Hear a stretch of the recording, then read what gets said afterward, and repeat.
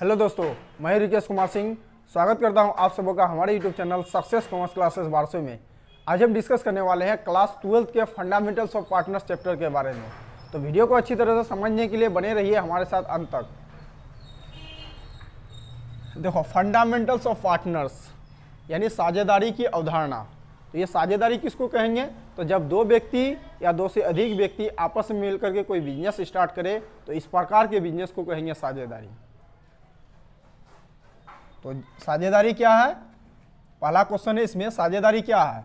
तो जब दो या दो से अधिक व्यक्ति आपस में मिलकर कोई वैध व्यवसाय करता है, मतलब लीगल बिजनेस होना चाहिए, तथा उस व्यवसाय में होने वाले लाभ अथवा हानि को आपस में बांटता है, साथ ही साथ व्यवसाय का संचालन सभी के द्वारा और सभी की ओर से किसी एक के द्वारा किया जाता है, तो ऐसी व्यवस्था को साझेदारी कहते हैं। जब दो या दो से अधिक व्यक्ति आपस में मिलकर के कोई व्यवसाय स्टार्ट करता है और उस व्यवसाय में जो भी लाभ होता है या हानि होता है वो आपस में मिलकर के बांटते हैं, साथ ही साथ उस बिजनेस का संचालन भी सभी साझेदार के द्वारा या सभी की ओर से किसी एक के द्वारा किया जाता है, तो इस प्रकार की व्यवस्था को साझेदारी कहेंगे। आगे है, जो व्यक्ति साझेदारी में शामिल होता है और अपना पूंजी लगाता है उसे साझेदार कहते हैं, और इन्हीं साझेदारों के समूह को फर्म कहते हैं। जी, जो व्यक्ति साझेदारी व्यवसाय में अपना पैसा लगाता है और शामिल होता है तो उस व्यक्ति को कहेंगे साझेदार, और इन्हीं साझेदारों के समूह को बोलेंगे फर्म। अब उसके बाद नेक्स्ट क्वेश्चन है, साझेदारी की विशेषता क्या है? तो साझेदारी की विशेषता निम्न है, दो या दो से अधिक व्यक्ति का होना। तो एक पार्टनरशिप बिजनेस के लिए कम से कम दो व्यक्ति होना जरूरी है, या दो से अधिक 50 मैक्सिमम हो सकता है। एक साझेदारी बिजनेस के लिए कम से कम दो व्यक्ति, मैक्सिमम 50 व्यक्ति हो सकते हैं। दूसरा, लाभ हानि का बंटवारा करना। हाँ, साझेदारी का एक विशेषता ये भी है कि जो भी लाभ होगा या हानि होगा उसको आपस में बांटेगा। आपसी समझौता का होना, तो साझेदारी व्यवसाय के लिए आपसी समझौता का होना बहुत जरूरी है। वैध व्यवसाय करना, मतलब जो भी बिजनेस होगा साझेदारी बिजनेस में वो लीगल होना चाहिए, अनलीगल नहीं होना चाहिए। उसके बाद व्यवसाय का संचालन सभी के द्वारा अथवा सभी की ओर से किसी एक के द्वारा किया जाना, यानी साझेदारी बिजनेस का जो संचालन होगा, चलाने का काम होगा, सभी साझेदार आपस में मिलकर के करेंगे या सभी की ओर से किसी एक के द्वारा किया जाता है। मान लो कि सपोज कि एक बिजनेस में 3 पार्टनर है, या तो बिजनेस का संचालन तीनों पार्टनर मिलकर के करे या तीनों की ओर से किसी एक को सौंप दे, उसके द्वारा किया जाना, ये विशेषता है साझेदारी का। उसके बाद नेक्स्ट क्वेश्चन है, साझेदारी के अधिकार बताए। एक पार्टनर का साझेदारी फर्म के प्रति क्या क्या अधिकार है? तो पहला अधिकार उसको लाभ में हिस्सा प्राप्त करने का अधिकार। एक पार्टनर को साझेदारी फर्म में जो भी लाभ होगा उसमें उसका अधिकार बनता है, राइट है उसका कि वो लाभ में वो हिस्सा ले सकता है। उसके बाद है लेखा पुस्तकों को देखने का अधिकार। एक साझेदार का ये भी अधिकार है कि व्यापार में जो भी खाता बही रखा गया है उसको देखने का अधिकार है, यानी चेक करने का अधिकार है। सभी मामलों में अपनी राय रखने का अधिकार, मतलब व्यापार से संबंधित जितना भी डिसीजन लिया जाता है उसमें प्रत्येक साझेदार का ये अधिकार बनता है कि वो अपना भी कुछ ना कुछ बात रखे उसमें। अवकाश ग्रहण करने का अधिकार, एक साझेदार का ये भी अधिकार है कि वो जब चाहे अवकाश ग्रहण, मतलब रिटायर ले लेना, बिजनेस छोड़ सकता है, वो साझेदारी फर्म छोड़ सकता है, ये एक साझेदार का अधिकार है। उसके बाद साझेदार का कर्तव्य होता है। तो साझेदार का कर्तव्य में क्या हुआ कि अगर बिजनेस में हानि होता, अगर एक अधिकार हो गया कि अगर प्रॉफिट होगा तो उसका अधिकार हो गया कि वो लाभ में हिस्सा ले सकता है। अगर मान लो कि हानि हो जाता है तो उस हानि में उसका ये दायित्व बनता है, यानी कर्तव्य बनता है कि वो उस हानि को सहे। दूसरा है काम करने का कर्तव्य, यानी जो भी व्यापार में काम वगैरह होता है साझेदारी बिजनेस में, तो उसमें उसका कर्तव्य बनता है प्रत्येक साझेदार की कि वह उस काम को करे। अपने हित का हस्तांतरण ना करने का कर्तव्य, मतलब अपना जो भी काम है किसी दूसरे को करने के लिए नहीं देना चाहिए, बल्कि साझेदार को प्रत्येक को अपने से करना चाहिए अपना काम, किसी दूसरे को ट्रांसफर नहीं करना चाहिए। उसी को कहते हैं अपने हित का हस्तांतरण ना करने का कर्तव्य, मतलब अपना काम खुद करो, दूसरे को ना दो। अपने अधिकार क्षेत्र में रहकर काम करने का कर्तव्य, मतलब प्रत्येक साझेदार का जो भी अधिकार है, जो भी क्षेत्र है, उसके अंडर रह करके काम करना चाहिए, ना कि उससे बाहर जा करके। उसके बाद है किसी साझेदार के लापरवाही के कारण हुई क्षति को सहने का कर्तव्य। अगर किसी भी साझेदार, मान लो कि फर्म में 4 साझेदार है, किसी एक साझेदार के लापरवाही के कारण, जानबूझ के नहीं, अगर लापरवाही के कारण फर्म को किसी प्रकार का क्षति पहुंचता है तो उस क्षति को प्रत्येक साझेदार को मिलकर के पूरा करना चाहिए, ना कि उस साझेदार द्वारा, क्योंकि ये लापरवाही के कारण हुआ है, जानबूझ के नहीं किया था। अगर जानबूझ करके करेगा तो जो पार्टनर क्षति करता है उसी को पूरा करना है। तो ये हो गया आपका साझेदार का साझेदारी क्या है, विशेषता क्या है, अधिकार क्या है, कर्तव्य है। ये बहुत इंपॉर्टेंट क्वेश्चन है, इसी में से एग्जाम में आता है। अब उसके बाद नेक्स्ट क्वेश्चन देखते हैं। क्वेश्चन नंबर 5, साझेदारी संलेख क्या है, मतलब पार्टनरशिप एग्रीमेंट क्या है। तो साझेदारी व्यवसाय प्रारंभ करने से पहले साझेदारों के अधिकार, कर्तव्य और दायित्व को निश्चित करने के लिए एक लिखित अथवा मौखिक समझौता तैयार किया जाता है, जिसे साझेदारी संलेख कहते हैं। मतलब पार्टनरशिप व्यवसाय शुरू करने से पहले पार्टनर के अधिकार, कर्तव्य और उत्तरदायित्व को निश्चित करने के लिए एक एग्रीमेंट बनता है, उस एग्रीमेंट को साझेदारी संलेख कहते हैं। यानी अगर सॉफ्ट लैंग्वेज में कहा जाए तो साझेदारी व्यवसाय शुरू करने से पहले साझेदार के बीच जो एग्रीमेंट बनाया जाता है, उसी एग्रीमेंट को कहते हैं साझेदारी संलेख। आगे बोला है साझेदारी संलेख स्पष्ट होना चाहिए ताकि बाद में कोई विवाद उत्पन्न ना हो। जो पार्टनरशिप एग्रीमेंट बनता है वो स्पष्ट होना चाहिए, लिखित रूप से या मौखिक रूप से वो स्पष्ट होना चाहिए ताकि भविष्य में किसी प्रकार का विवाद उत्पन्न ना हो। अब नेक्स्ट क्वेश्चन है साझेदारी संलेख की विषय वस्तु बताएं, मतलब पार्टनरशिप एग्रीमेंट में क्या क्या लिखा हुआ रहता है बताइए। तो देखो 5 पॉइंट लिख देना यहाँ। साझेदारी संलेख की विषय वस्तु निम्न है। पहला, फर्म का नाम एवं पता, मतलब पार्टनरशिप एग्रीमेंट में पहला पॉइंट लिखा हुआ रहता है फर्म का नाम क्या है, उनका पता है क्या है। उसके बाद नेक्स्ट है साझेदारों के नाम एवं पता, मतलब जितने भी पार्टनर है फर्म में उन सब का नाम और उन सब का पता लिखा हुआ रहता है, एड्रेस। उसके बाद साझेदारों द्वारा लगाई गई पूंजी, मतलब कौन पार्टनर कितना पूंजी लगाएगा, वो सारा चीज पार्टनरशिप एग्रीमेंट में लिखा हुआ रहता है। लाभ हानि का बंटवारा, मतलब व्यापार में जो लाभ होगा या हानि होगा उसको किस रेशियो में बांटेगा, कौन पार्टनर कितना हिस्सा लेगा, ये सारा चीज एग्रीमेंट में लिखा हुआ रहता है। उसके बाद साझेदारों के अधिकार, कर्तव्य तथा उत्तरदायित्व, मतलब कौन साझेदार की कितना अधिकार है, कितना कर्तव्य है, कितना उत्तरदायित्व है, ये सारा चीज पार्टनरशिप एग्रीमेंट में लिखा हुआ रहता है। तो इसी को बोलते हैं साझेदारी संलेख की विषय वस्तु, मतलब पार्टनरशिप एग्रीमेंट में क्या क्या लिखा हुआ रहता है, ये मेन 5 पॉइंट लिखा हुआ रहता है। इसके अलावा भी और भी बहुत सारा पॉइंट रहता है, ये 5 पॉइंट काफी। उसके बाद साझेदारी संलेख के अभाव में लागू होने वाले नियमों को बताएं, मतलब ये हुआ कि अगर पार्टनर किसी भी एग्रीमेंट को बनाने से पहले ही बिजनेस स्टार्ट कर दिया, मतलब 2-4 पार्टनर पैसा लगाया और बिजनेस स्टार्ट किया, किसी प्रकार का वो लोग ना तो लिखित ना तो मौखिक रूप से एग्रीमेंट तैयार किया, तो वैसी स्थिति में कौन सा नियम लागू होगा। तो साझेदारी संलेख के अभाव में भारतीय साझेदारी अधिनियम 1932 की धारा 4 लागू होता है, जिसके अनुसार, मतलब अगर पार्टनरशिप एग्रीमेंट नहीं बनता है, साझेदारी संलेख नहीं बनता है, तो साझेदारी संलेख के अभाव में भारतीय साझेदारी अधिनियम 1932 की धारा 4 लागू होगा, जिसके अनुसार सभी साझेदार लाभ हानि को बराबर बराबर बांटेगा। अगर एग्रीमेंट नहीं बना तो बिजनेस में जो भी प्रॉफिट होता है या लॉस होता है उसको इक्वल बांटा जाएगा, चाहे भले ही कोई पार्टनर ज़्यादा पैसा लगाया हो, कम लगाया हो, इससे कोई फर्क नहीं पड़ेगा। जो भी लाभ है या हानि है उसको इक्वल में डिवाइड करेंगे। उसके बाद दूसरा है साझेदारों के पूंजी पर ब्याज नहीं दिया जाएगा, मतलब अगर कोई पार्टनर पूंजी पर ब्याज का मांग करता है तो उसको नहीं दिया जाएगा, क्योंकि एग्रीमेंट में ये बात तय नहीं है, एग्रीमेंट नहीं बना है।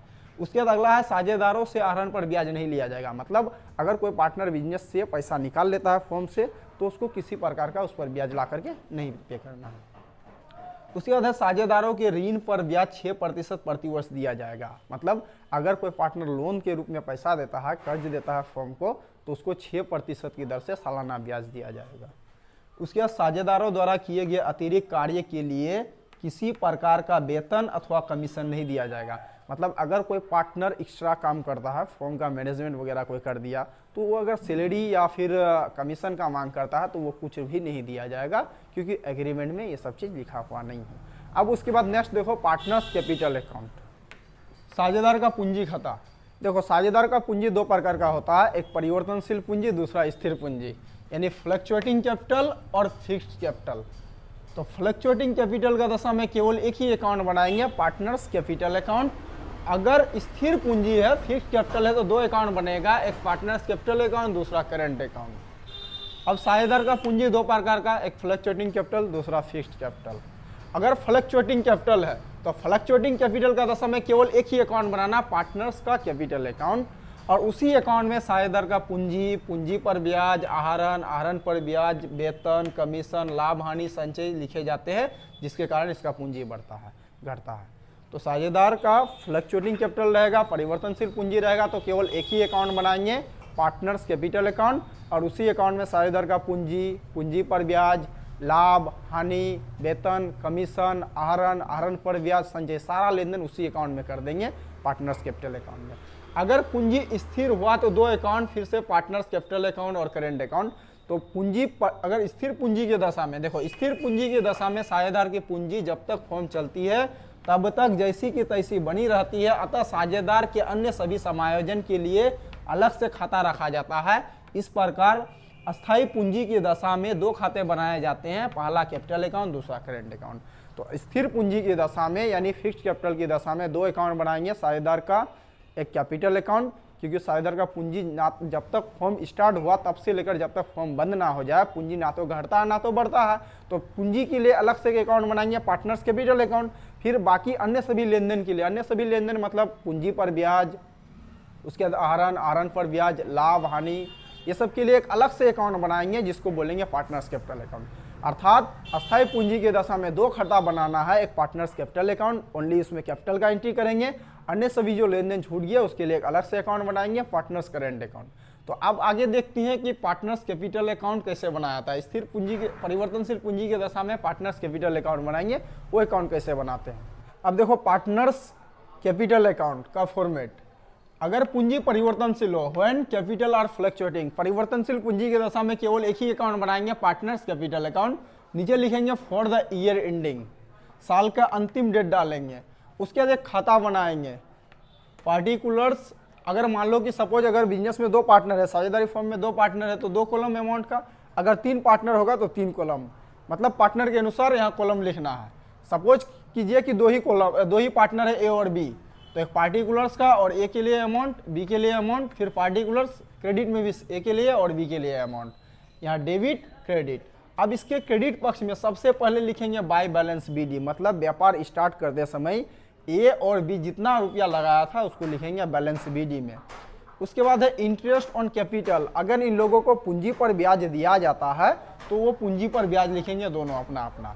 उसके बाद सैलरी, अगर ए और बी दोनों को सैलरी मिलता है तो दोनों को किसी एक को मिलता है तो सैलरी जितना रुपया मिलेगा वो।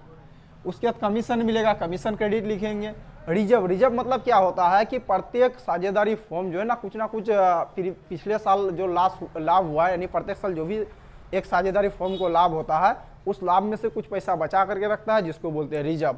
तो अगर रिजर्व है तो रिजर्व को बांट देंगे, रिजर्व को रेशियो में बांट देंगे, क्वेश्चन में रेशियो दिया हुआ रहेगा कि ये ए और बी किस प्रकार से अपना लाभ हानि विभाजन करते हैं। अगर रेशियो ना दिया हुआ रहे तो भारतीय साझेदारी अधिनियम 1932 की धारा 4 के अनुसार इक्वल बांट देंगे। उसके बाद प्रॉफिट एंड लॉस, अगर बटा हुआ है तो ठीक है, नहीं बटा हुआ है तो भारतीय साझेदारी अधिनियम 1932 की धारा 4 के अनुसार या फिर एग्रीमेंट के जो रेशियो दिया हुआ है उस रेशियो के अनुसार बांट देना है। उसके बाद क्रेडिट में लिखेंगे, क्रेडिट में लिखेंगे ड्राइंग, ड्राइंग मतलब क्या होता है पैसा निकालना, पैसा लगाएगा क्रेडिट, निकालेगा डेबिट, निकालने से पैसा घट जाता है इसलिए क्रेडिट में लिखेंगे।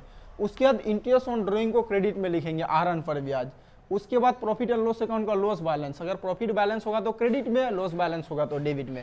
फिर इस खाता को बंद करेंगे, डेबिट का सारा अमाउंट जोड़ देंगे, क्रेडिट में लेके आएंगे। फिर इसमें से ये तीनों अमाउंट को घटाने के बाद अगर इधर घट जाता है तो बैलेंस सीडी, अगर मान लो कि डेबिट अमाउंट ज़्यादा होता है क्रेडिट में घटता है तो बैलेंस सीडी इधर लिखेंगे, मतलब जिधर घट जाए उधर बैलेंस सीडी लिखना। ये हो गया आपका परिवर्तनशील पूंजी की दशा में केवल पार्टनर्स कैपिटल अकाउंट, उसी में सारा ट्रांजैक्शन कर दिए। अब उसके बाद देखो पार्टनर्स कैपिटल अकाउंट, लेकिन वो स्थिर पूंजी की दशा में, व्हेन कैपिटल आर फिक्स, जब पूंजी अस्थायी होता तो दो खाता बनता है, एक कैपिटल अकाउंट अलग से, उस अकाउंट में सिर्फ कैपिटल ही लिखेंगे और बाकी सब ट्रांजैक्शन के लिए एक अलग से अकाउंट रखते हैं जिसको बोलते हैं करंट अकाउंट। तो पहला देखते हैं कैपिटल अकाउंट, तो हेडिंग फिर partners capital account for the year ending, साल का अंतिम डेट डालना है।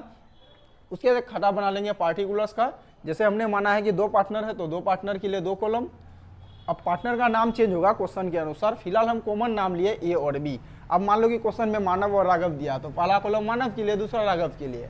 उसके बाद क्रेडिट में भी पार्टिकुलर्स और दोनों पार्टनर का दो कॉलम। फिर इसका शुरुआत करेंगे क्रेडिट में बाय बैलेंस बीडी, मतलब व्यापार स्टार्ट करते समय इन दोनों ने जितना पूंजी लगाया था उसको बैलेंस बीडी में। फिर क्रेडिट में ही by cash account, cash account लिखेंगे। एडिशनल कैपिटल मतलब अगर व्यापार स्टार्ट करने के बाद भी अगर कुछ पूंजी ला करके दिया है घर से अतिरिक्त पूंजी के रूप में तो उसको क्रेडिट में लिखेंगे।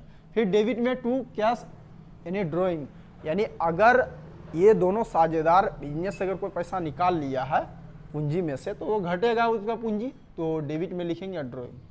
फिर इसके अलावा आप इस अकाउंट को क्लोज कर देंगे। डेबिट अमाउंट ज़्यादा होगा, क्रेडिट में घटेगा बैलेंस शीट। अगर मान लो हाँ, ये हमेशा आपका जो है ना पार्टनर्स कैपिटल अकाउंट चालू पूंजी की दशा में साझेदारों की पूंजी जो होती है वो हमेशा डेबिट क्रेडिट बैलेंस दिखाएगा, मतलब क्रेडिट साइड का योग ज़्यादा होगा। हमेशा पार्टनर्स स्थिर पूंजी की दशा में साझेदार का पूंजी की खाता की साझेदार की स्थिर पूंजी की दशा में साझेदार का पूंजी खाते का शेष क्रेडिट बैलेंस दर्शाता है, ये ऑब्जेक्टिव में भी रहता है। उसके बाद देखो यहाँ सिर्फ कैपिटल का ट्रांजैक्शन होगा, बाकी सब ट्रांजैक्शन जो हो गया वो करंट अकाउंट में। फिर हेडिंग खोलेंगे partners current account for the year ending date डालेंगे। उसके बाद एक खाता पार्टिकुलर्स 2 पार्टनर के लिए 2 कॉलम, फिर पार्टिकुलर्स 2 पार्टनर के लिए 2 कॉलम। इसके क्रेडिट साइड में बाय इंटरेस्ट ऑन कैपिटल, जैसे कि यहाँ इस अकाउंट को देख लो, ये जो बैलेंस वीडियो वाला हो गया यहाँ चल गया।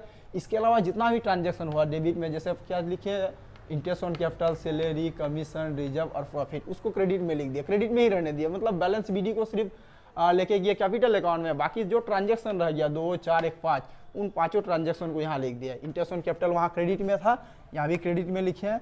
उसके बाद सैलरी क्रेडिट में था, यहाँ भी लिखे हैं। कमीशन वहाँ क्रेडिट में था, यहाँ भी लिखे हैं। रिजर्व वहाँ क्रेडिट था, यहाँ भी लिखे हैं। प्रॉफिट एंड लॉस का प्रॉफिट बैलेंस क्रेडिट में था, यहाँ भी लिख दिए हैं। उसके बाद इसके डेबिट पक्ष में जैसे कि वहाँ ड्राइंग था, वहाँ यहाँ भी ड्राइंग लिख दिए। इंटरेस्ट ऑन ड्राइंग डेबिट था, डेबिट में लिखे। प्रॉफिट एंड लॉस का लॉस बैलेंस डेबिट में था, लॉस बैलेंस डेबिट में लिखे। आप फिर इस अकाउंट को बंद करेंगे, डेबिट अमाउंट अगर ज़्यादा हो तो क्रेडिट में घटेगा नेट बैलेंस CD। अगर क्रेडिट अमाउंट ज़्यादा होता है डेबिट में घटता है तो बैलेंस CD। इस प्रकार आपका पार्टनर्स कैपिटल अकाउंट बनके तैयार हो जाएगा। तो आज के वीडियो में बस इतना ही। अगर आपको हमारा वीडियो अच्छा लगे तो लाइक करें, कमेंट करें, शेयर करें, और यदि आप हमारे चैनल में पहली बार आए हैं तो चैनल को सब्सक्राइब करें ताकि इससे आगे का वीडियो आपको मिलता रहे। Thanks for watching.